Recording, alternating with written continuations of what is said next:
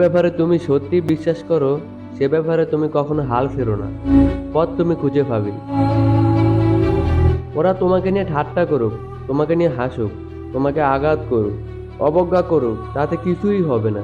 কিন্তু তারা যেন তোমাকে থামাতে না পারে। সহজে জেতার আনন্দ কোথায়? বাধা যত বিশাল, বিজয়ের আনন্দ ততই বাদবান। যদি তুমি এই কথাটা সত্যি বলে বিশ্বাস করে নাও, তাহলে লাইফে তোমার সফলতা আসবে।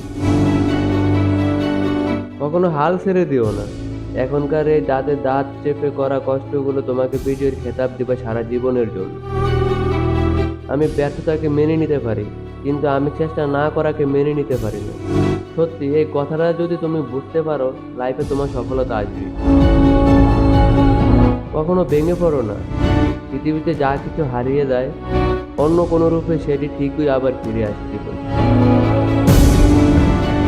সাফল্যের মূল মন্ত্র হলো, যা আমরা ভয় পাই তার উপর নয়, বরং আমরা যা চাই তার উপর আমাদের চেতন মনকে কেন্দ্রীভূত করে। প্রত্যেকের জীবনে একটা গল্প আছে। অতীতে ফিরে গিয়ে গল্পের শুরুটা কখনো পরিবর্তন করা সম্ভব নয়, কিন্তু কঠোর পরিশ্রমের মাধ্যমে গল্পের চেষ্টা চাইলেই তুমি নতুন করে সাজিয়ে তুলতে পারো।